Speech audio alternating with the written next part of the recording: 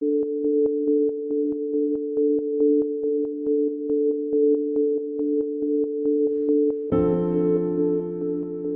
House really started by a priest in 1969, where he took in a small group of teenagers who were experiencing homelessness out in California. And as a result of that and the work and just kind of knowing and seeing the struggles of young people, the movement just kind of grew over time, where Covenant House is located in 31 cities, which also includes Canada, the United States as well as Latin America.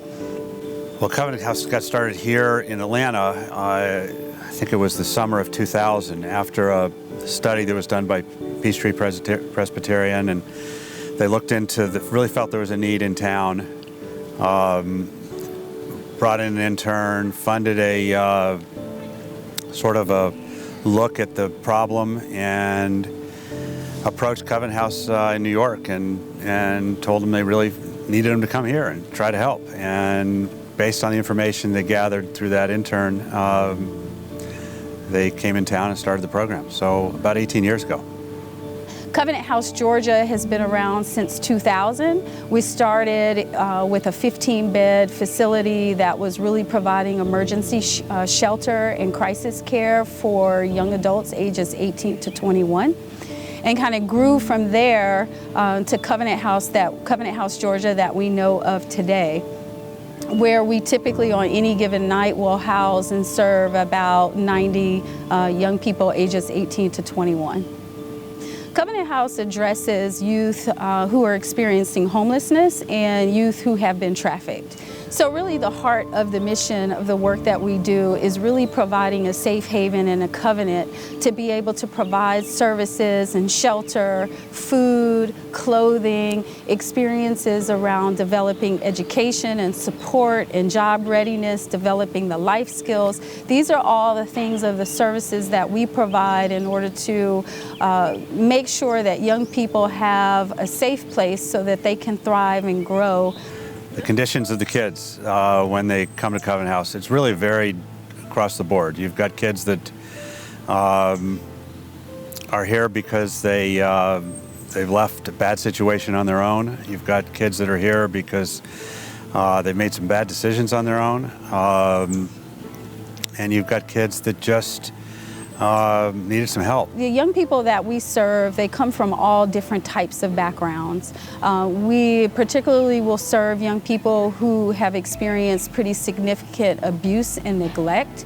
That has really led to experiences either they are running away from the abuse and trauma that they've experienced in their families, where unfortunately maybe families have experienced bouts with substance abuse, significant trauma, or if they have experienced mental health issues, under or unemployment, which has created a situation for young people that have been neglected and or abused.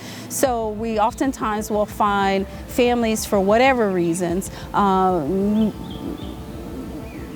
may either and I really hate to use this terminology, but oftentimes will throw out children or teenagers from their household. We experience young people that have maybe not been accepted in their family because of their gender identification or sexuality. We also see young people that experience substance abuse or mental health issues themselves, where their families don't have the capacity to be able to care for them. We also see young people who are running away from the abuse and neglect. We also experience a great number of young people who have been in the foster care system. And so for whatever reasons, the foster care system has failed these young people, and as they're aging out of foster care, they will find themselves oftentimes underemployed or unemployed and really experience bouts of having lived on the street. We also will see young people who unfortunately have been a part of the human trafficking environment here, particularly in Atlanta. with this being one of the greater hubs. And oftentimes they're kind of lured into that environment, unfortunately, and then they kind of find Covenant House, or they hear about us through word of mouth, in that we provide a safe haven for those young people to kind of get the experience and the life experiences and the encouragement and the hope in order to be able to relieve or come out of some of those situations and ills that they experience. Because I was homeless. Is when I was 17, I walked away from neglect. And I was trafficked from the age of 11 to age 15. At first, I couldn't believe it, and it was just like, I didn't have nowhere to go.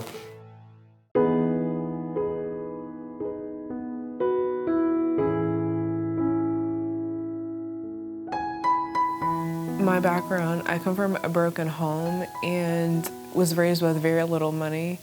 I've wanted to like join programs and sports a couple times, and I wasn't like able to because we didn't have like the money for it.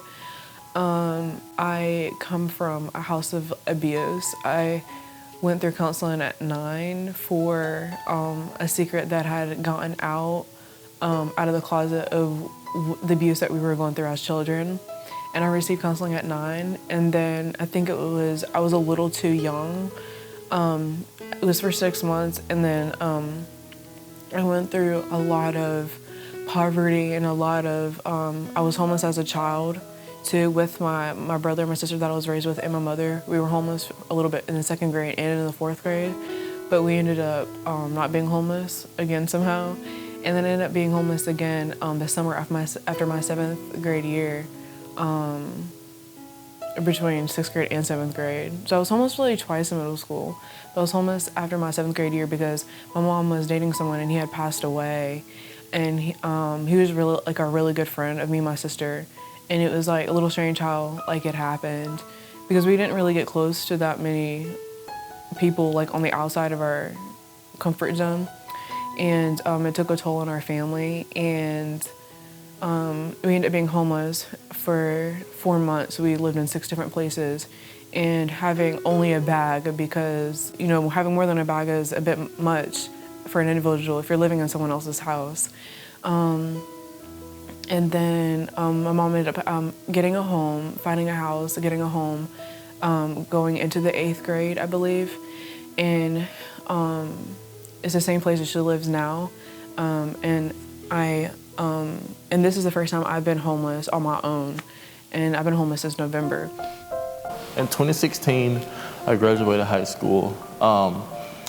Before I graduated, from 5th grade all the way through junior year of, you know, my education-wise, my mom met this guy, and I was being physically abused from elementary school all the way up to like high school. It got to the point where I just didn't want to, you know, take it anymore. So I told myself when I graduated, I was going to leave. 2016 came around, and graduated, got my diploma. And it was this one situation where, you know, he put his hands on me. And so I left the house. What happened was I was in a lot of depression, and I ended up having to go to the hospital for suicidal attempt. I was just going through a lot, not getting along with my family, not knowing my identity because I'm adopted. So I was going through a lot of struggles, as well as the boyfriend I had. We got into like really bad arguments. He would like punch holes in the wall, just do a lot of violent stuff to where, like, honestly, I never said it out loud, but sometimes I would think like, okay, one day he's really gonna hit me, you know? And sometimes I don't like to say abuse. I don't know, maybe I haven't like fully accepted that part, but sometimes it's not always physical. It's about like what you say to people, you know, and your energy. And sometimes if you punch a hole next to somebody, or, you know, throw something past somebody, eventually you're gonna think in your mind like, okay, one day it's gonna happen. And one day the argument just got too bad, and I walked outside. My sister was there. she was with my dog. She didn't even know what I was about to do. She probably thought I was just going for a walk, but I actually tried to like jump out and like on a Covenant Highway in Decatur and try to get hit by a car. And the guy like literally slammed on his brakes. And if it wasn't for that, I don't know what would happen. So I ended up having to go to the hospital, Atlanta Medical. And my sister came, you know, my boyfriend at the time came and stuff like that. And like, why would you do this to yourself? Like all the, you know, questions people ask, like, what were you thinking? And the lady was talking to me and I'm like, okay, you know, I'm okay now. And they were like, no, you're going to the mental asylum. I got here in 2015 and I had nowhere to go. And I came from a very dysfunctional family. I came from addict parents. I had my dad, you know, sexual abuse and stuff with me, and he beat a lot on my mom. So I ran away. I came to Atlanta in September 2015. But I want to say that those last 6 months before I walked away from neglect, we didn't have very much food, and we already didn't have hot water for like over a year. So, and we didn't have a shower that like worked, and you know, I was just, you know, having to boil hot water if I wanted warm water. Anyway, something I wanted to share is that we didn't have very much food. I remember finding food from a distance, like under the bed, from a distance, like through the doorway, and I seen it in a tub, and I remember asking about it. I'm like, oh, I didn't know we had these, and I was told that I had to ask someone else, could I have that food? And I remember walking away because that hurt me so bad. Like, how could someone who I thought loved me say that I couldn't eat?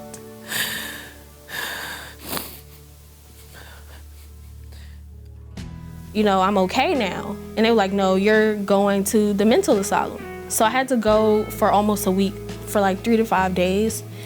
While I was there, my sister was calling out for me at work, but they still fired me. So when I came out with the doctor saying, keep a positive mind. But I lost my job. I'm coming back to a crazy home where the door is ripped off, because that's what my ex-boyfriend did, ripped the door off. Because I think I locked the door and he ripped the door off the hinges. Holes in the wall. So I'm coming back with like, okay, keeping a positive mind, but I'm coming back to the same situation. It was still in the same place. Nothing was going, you know, changing. And I ended up losing my job. I couldn't pay bills, so I ended up losing my apartment, jumping from house to house, and this girl was actually evicted, but she was taking my money. So I didn't know I moved with this girl in her apartment, and I was paying her rent, but I didn't know she had an eviction note. So she told me, oh, I have an eviction note, you gotta go today because they're coming tomorrow. And so I had to move in like one day, and that's why I ended up here. So, I mean, I just packed what I had and I left. And so the first 2 nights, I slept at East Point train station outside of a bench. So I ended up leaving there. I went to Atlanta Mission, which is a homeless shelter for all men. And that was pretty rough, only because it wasn't rough like physically, but mentally, because it's just like these guys were older and they were homeless. And it's just something I didn't want to be around. So one day I was leaving from work, leaving the shelter, and I saw this flyer and it said Covenant House 18 through 24. And I snatched the flyer and I ended up calling the number. And the lady was telling me how this is a homeless shelter for youth. So that night I ended up coming, and then the next morning I had a room. Here it's about showing unconditional love, absolute respect. It really helped me to see a good side of life, that life had a positive side to it.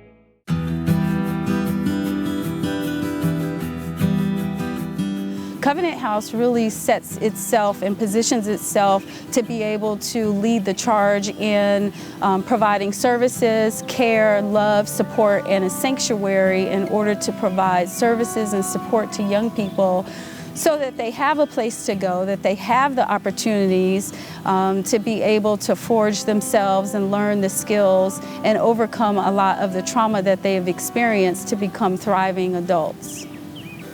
My first day here, it was scary because I didn't know what to expect. And like I said, they were very welcoming. The youth here were friendly. But overall, I was just ready to like I said, my main focus was my career. So my first day here, I knew that like I was gonna get to my career path a lot faster with Covenant House, like just by being here on the first day. I moved here 3 weeks ago for school, and my housing goals is to go into a dorm, and so I moved to Atlanta Covenant House for school. When I came here, it was a little overwhelming because it's like when you come here, you're like, I'm still struggling with depression and suicidal thoughts, and I'm coming here like all depressed. And when you come here, you got all these people in your face. Like, do you need food? Do you need clothes? Are you hurt? Like, you know what I'm saying? What kind of environment were you coming from? Like, they're asking you all these questions because they want to make sure they build that good environment for you. After that, you get assigned a case manager, and your case manager sets goals for you, whether it's educational or you want to get some type of training. They set those goals. Well, in addition to the basics, the food, the clothing, the shelter that all of us need, we also provide education, employment services. We provide mental health services. We have a clinic. We provide recreational therapy and life skills, all of the things that our young people need in order to thrive. I think, too, that we're a place where a young person doesn't have to be embarrassed by that, where they can come and we can help them address that. Through our education programs or our employment programs, we've served close to 500 youth per year. That's youth we've helped get employment, youth we've helped get an education, whether it's their GED or going back to college. Just this fiscal year, we've helped 15 youth enroll in college. And these are 15 youth who had no idea they even qualified for college. So we helped 15 youth enroll in college. That's a big number for us. And that's a big deal because you can go from homeless to having a college education. And that's something that we want to stress. That's something that we want to emphasize. My hopes and dreams for the futures of our youth is that they can feel secure, that they can experience a sense of self-actualization, that they can have their confidence raised while being here. Not just that they can get a job, but that they can experience real independence and that they can experience what it is to feel love unconditionally. We have asked for nothing from them in return. Here it's about showing unconditional love, absolute respect. And I've managed to be able to grow throughout the years, and I've seen a lot of people grow here. We really focus on being a strength-based organization around here. And what we mean by that, we take some of the pain or the traumatic experiences that they've been through and help them identify things of how to really make that into a strength.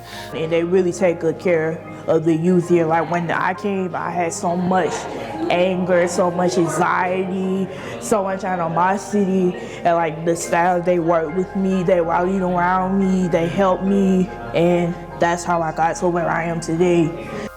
Honestly, when I think of the Covenant House, it means like safety, security, like help.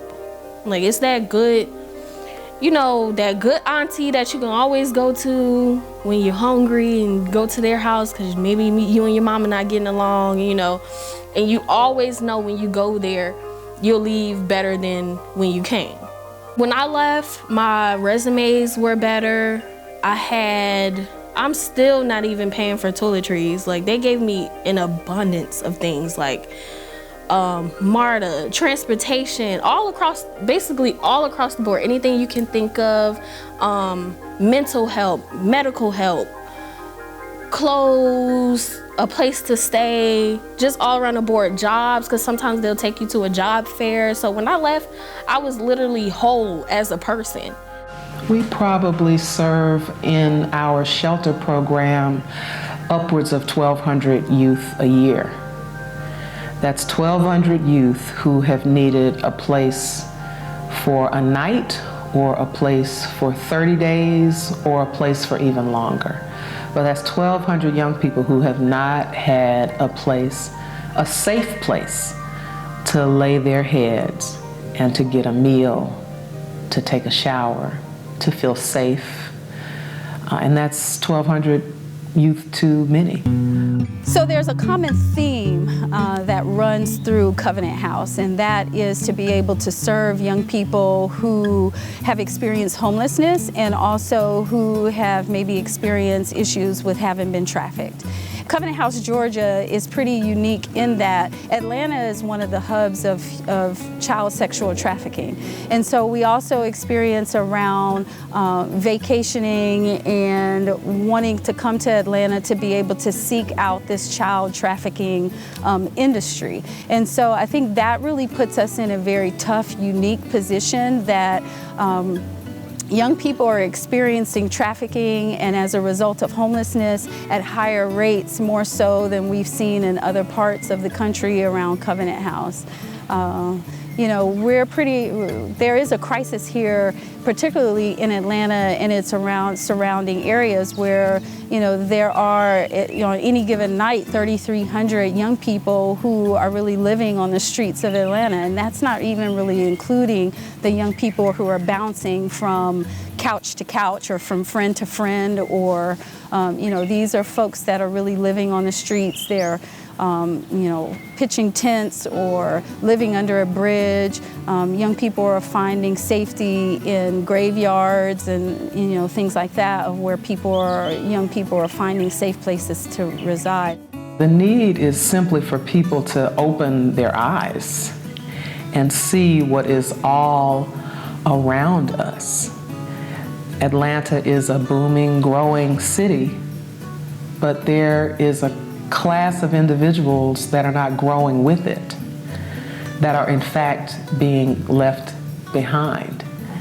And so I could start there in describing what we need to do as a city, and that's just open our eyes and see that there are young people here who are literally having to take care of themselves, to make it on their own. And that number doesn't seem to be decreasing. It seems to be increasing. So I would say again, let's start there with what we need to do. We need to open our eyes and see what's all around us.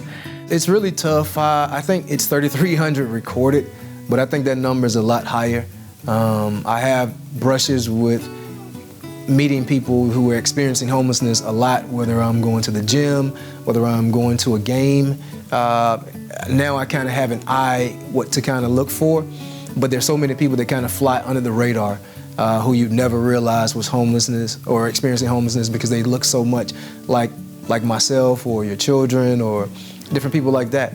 So it's a very extreme need to kind of address it, and what we provide here specifically for our demographic is very critical, because these are the individuals that many of us pass by on a day-to-day basis and have no clue about what they're experiencing.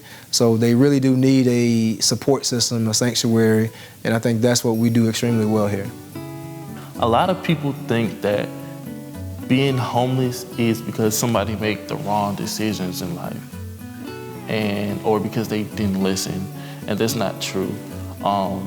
You know, I used to be one of those people that thought the same thing until I became homeless. And, you know, I didn't become homeless because I didn't listen. my situation, I became homeless because of something I wanted to do for myself.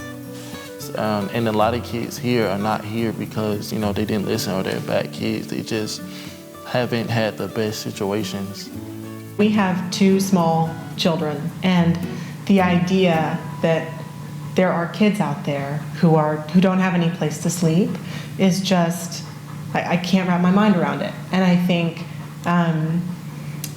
Covenant House is one of these places that fills a need that we don't even in our daily lives know exists.